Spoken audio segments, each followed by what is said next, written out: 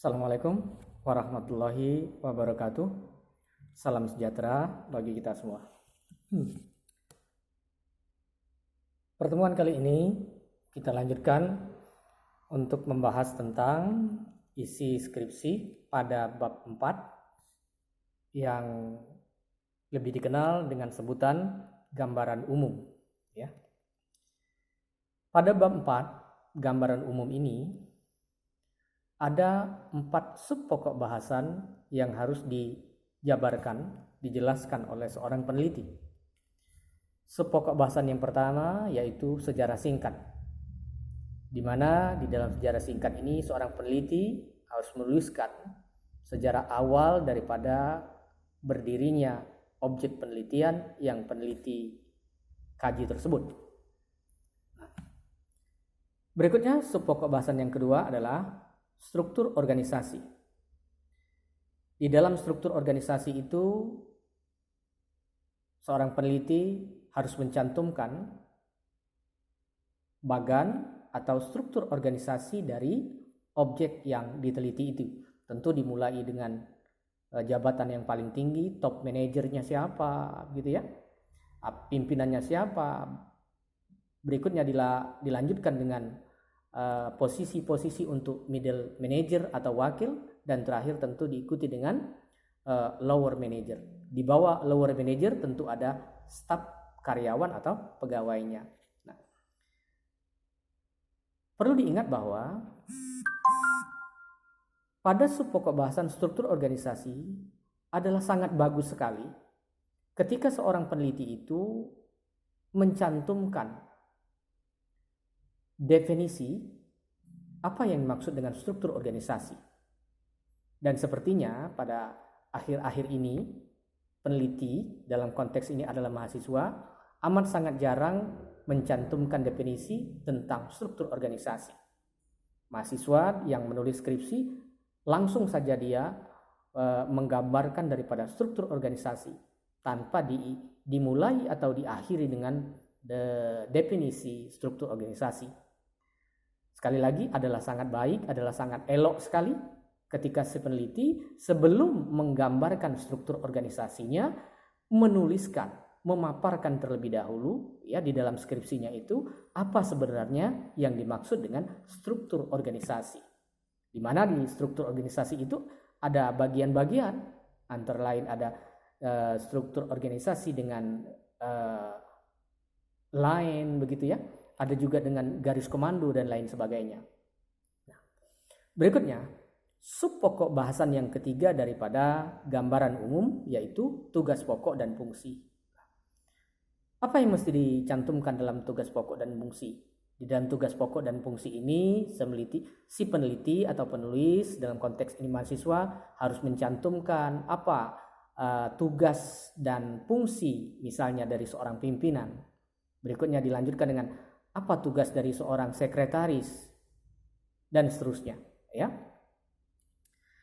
Berikut pokok bahasan yang keempat dari bab 4 gambaran umum adalah kondisi fisik dan sosial. Di dalam kondisi fisik dan sosial itu dicantumkan secara detail apa-apa yang berkaitan dengan kondisi fisik daripada objek yang diteliti itu, begitu juga dengan kondisi sosialnya. Berikut saya langsung saja lanjutkan bab 5 ya. Di mana di bab 5 ini disebut dengan hasil penelitian dan pembahasan. Nah, jadi di dalam bab 5 itu ada 2 sub pokok bahasan yang harus dikaji atau ditulis. Yang pertama adalah hasil penelitian, yang kedua tentu pembahasan. Pertanyaannya tentu, apa-apa yang harus dicantumkan di dalam hasil penelitian? Di dalam sub pokok bahasan hasil penelitian, yang dicantumkan oleh seorang peneliti adalah temuan-temuan yang peneliti dapatkan pada objek yang diteliti tersebut ketika si peneliti melakukan penelitian. Ya, jadi jangan bicara hal-hal lain di luar konteks daripada apa yang sedang diteliti oleh si peneliti itu. Adalah kurang elok untuk membicarakan misalnya hasil penelitian terdahulu yang dilakukan oleh peneliti lain. Sekali lagi tidak bagus, kurang elok, ya. Lalu subpokok bahasan yang kedua pada bab 5, hasil penelitian dan pembahasan adalah pembahasan, ya. Pertanyaannya, apa yang harus dicantumkan dalam subpokok bahasan pembahasan itu? Di dalam pembahasan itu, seorang peneliti harus berani menuliskan, membandingkan antara temuan-temuan yang peneliti dapatkan dibandingkan dengan teori-teori yang didapatkan oleh si peneliti itu.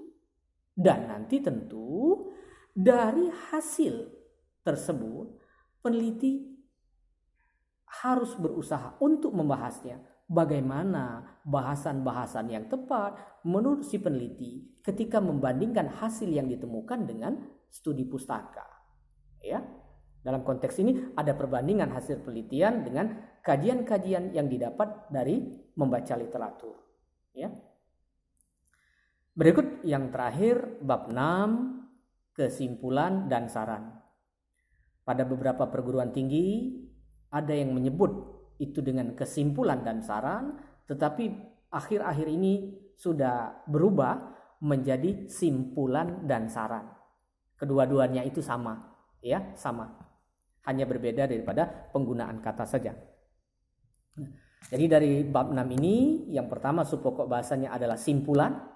Apa yang dapat disimpulkan oleh seorang peneliti dari hasil penelitiannya. Namun perlu diingat, hasil simpulan itu harus cocok sama dengan rumusan masalah.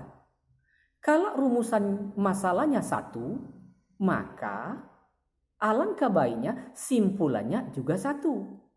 Sekarang sering terjadi. Rumusan masalahnya satu, tetapi simpulannya dua. Ini kurang pas. Bukan salah, kurang pas. Ya. Jadi harus ada sinkronisasi antara kesimpulan dengan rumusan masalah. Jadi sekali lagi saya ulangi, kalau rumusan masalahnya satu, maka simpulan dan sarannya juga satu. Tetapi kalau dia rumusan masalahnya dua, maka pada simpulan dan saran juga dua. Simpulannya dua, sarannya juga dua. Ya. Jadi jangan sampai melenceng. Ini bahkan saya sering temukan. Simpulannya sampai 5 atau bahkan 7. Tetapi rumusan masalahnya satu. Aneh. Ya kan? Nah, jadi begitu cara menulis karya ilmiah dalam konteks ini adalah skripsi itu. Sebelum saya akhiri, saya secara umum akan menjelaskan kembali sebagai penutup bagaimana menulis daftar pustaka yang benar. Ya. Jadi daftar pustaka yang benar itu harus ditulis sesuai dengan format. Ya, format yang saya maksudkan adalah yang pertama dahulukan buku-buku hasil para ahli. Setelah buku-buku hasil para ahli diikuti dengan undang-undang. Setelah undang-undang diikuti dengan perundang-undangan. Lalu di bawahnya lagi ada perda. Di bawah perda baru diikuti dengan sumber-sumber lain. Bisa dari majalah-majalah, bisa juga dari media internet. Jangan terbalik. Ya, apalagi kita sampai berani meletakkan internet dulu. Ya, bukan demikian. Ya. Lalu berikutnya, bicara daftar pustaka ini. Penulisan daftar pustaka itu harus ditulis sesuai dengan abjad.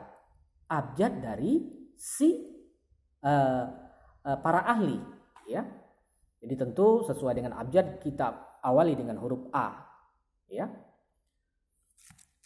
Secara umum penulisannya demikian pada daftar pustaka itu: nama peneliti, titik. Setelah itu diikuti dengan tahun, titik. Setelah tahun tuliskan judul bukunya apa. Dan judul buku itu harus dicetak miring. Berikutnya akhiri dengan tanda titik. Setelah itu ikuti dengan kota atau tempat penerbit. Diikuti kembali dengan titik 2. Dan diakhiri dengan nama penerbitnya. Titik. Jadi itu konteks bagaimana menulis daftar pustaka. Selain daripada itu, kalau tadi saya katakan daftar pustaka itu harus diawali dengan abjad, benar. Itu kalau namanya satu kata. Misalnya Budi, maka langsung saja masukkan Budi. Lalu bagaimana kalau nama para ahli itu dua kata? Budi Hartono misalnya. Maka tulis dulu Hartononya. Hartono, baru Budi. Saya ulang sekali, Hartono, Budi, titik, baru tahun, dan seterusnya. Berikutnya, bagaimana kalau nama pengarang buku itu 3 kata? Ya, 3 kata. Saya ambil saja nama saya, gak usah jauh-jauh. Ahmad Yani Kosali. Apa yang mesti dilakukan? Maka ambillah dulu nama yang terakhir saya. Kosali, Ahmad Yani. Saya ulang sekali. Kosali, Ahmad Yani, titik. Ikuti dan tahun dan seterusnya. Ya. Saya kira itu sebagai penutup daripada penjelasan bagaimana membuat skripsi dengan menggunakan metode analisa deskriptif kualitatif. Nanti pada pertemuan berikutnya saya akan menjelaskan apa-apa isi daripada atau bagaimana cara membuat skripsi itu dengan metode analisa deskriptif kuantitatif. Saya kira itu. Sebelum saya akhiri, seperti biasa saya mengingatkan kembali bahwa hidup ini indah walau terasa berat. Assalamualaikum warahmatullahi wabarakatuh. Salam sejahtera bagi kita semua.